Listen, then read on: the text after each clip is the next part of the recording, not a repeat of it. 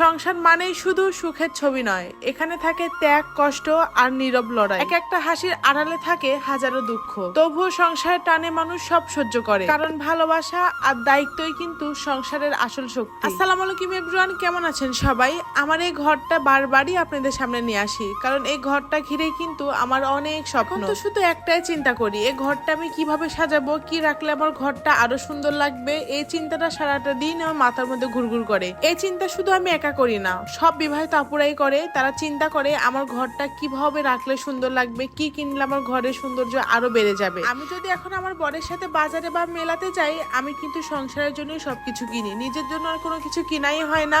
আসলে সময়ের সাথে সাথে মেয়েরাও কিন্তু অনেক চেঞ্জ হয়ে যায়, আর বিশেষ করে বিয়ের পরে। তো যাই হোক, আজকে ভিডিওটা শুরু করেছিলাম বিকাল থেকে। আমি একটু বাইরে হাঁটতে গিয়েছিলাম, আর বাসায় ছিল আমার বর আর ছেলে। এসে দেখি আমার রুমের 12টা বাজিয়ে ফেলছে তারা দুইজন। তাড়াহুড়া করে ড্রেসটা চেঞ্জ করে কাজে নেমে পড়লাম। আমার সংসারের কাজ আমার একা করতে অনেক ভালো লাগে। আমার কাজ যদি অন্য কেউ করে দেয় আমার পছন্দ হয় না, তো আমি নিজের কাছে নিজে করতে অনেক বেশি পছন্দ করি। আমার বর বলতেছিল আমি কি সাহায্য করব, আমি বলছি না, তুমি আন্নামকে রাখো, আমি একাই সব কাজ করে নিব।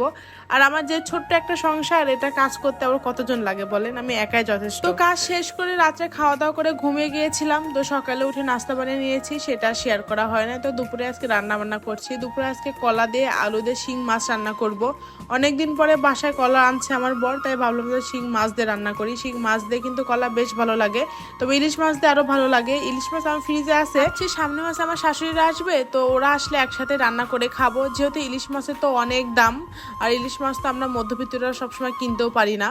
তো যাই হোক, ওজনে রেখে দিয়েছি। তো এখানে আমি পেঁয়াজ দিয়ে দিলাম। আর আমি খুব সাদামাটা রান্না করি, আর এই সাদামাটা রান্নাই আপনাদের সাথে শেয়ার করি। আর এই সাদামাটা রান্নায় কিন্তু আপনারা অনেক বেশি পছন্দ করেন, আর এজন্য আপনাদেরকে অনেক বেশি ধন্যবাদ। এদিকে আমি তরকারির মশলার মধ্যে একটু পানি দিয়ে দিব মশলাটা কষানোর জন্য। আর আমি যখন তরকারি রান্না করি, ভাইরে ভাই এত বেশি কষাই, কষাতে কষাতে তরকারি একদম গলে যায়, তাও আমার কষানোই হয় না। আসলে তরকারি কষানোর মধ্যেই কিন্তু স্বাদ থাকে অনেক।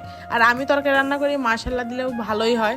আর দেখেন আমার রান্নাঘরে কি পরিমাণে রোদ আসে, আর এই রোদে আমাকে প্রতিদিন রান্না করতে হয়, কি যে কষ্ট হয়।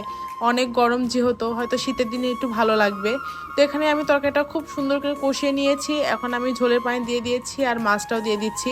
অনেকেই বলতে পারে এত কম মাছ কেন, আসলে আমরা মানুষই দুইজন, আমার ছেলে ও মাছ এতটা পছন্দ করে না। আমার বড় ওই এক পিসই খায়, মানে সব মাছ আমাকেই খাইতে হয়, ওই জন্য কম করে দিয়েছি। তো আমার এদিকে তরকারি রান্না করা হয়ে গেছে, আর আজকে একটু তাড়াহুড়াই করতেছিলাম, একটু হসপিটালে যাব তার জন্য। তো তরকারি কালারটা কিন্তু বেশ সুন্দর আসছে, খেতেও কিন্তু অনেক বেশি মজা হয়েছিল। আর হসপিটাল থেকে আসার পর একটা ভর্তা করেছি, লাউয়ের খোসা। লাউয়ের খোসাটা আমি রেখে দিয়েছিলাম ফ্রিজে, কালকে যেহেতু লাউ রান্না করেছিলাম, আপনারা হয়তো দেখেছেন। এই লাউয়ের খোসা ভর্তা আমার কাছে বেশ মজা লাগে। তো যাই হোক, আমার এই ছোট্ট ভিডিওটা আপনাদের কাছে কেমন লেগেছে, যদি ভালো লাগে অবশ্যই লাইক শেয়ার কমেন্ট করবে। আজকে ভিডিওটা আর বেশি বড় করব না, এখানে শেষ করছি। আল্লাহ হাফেজ।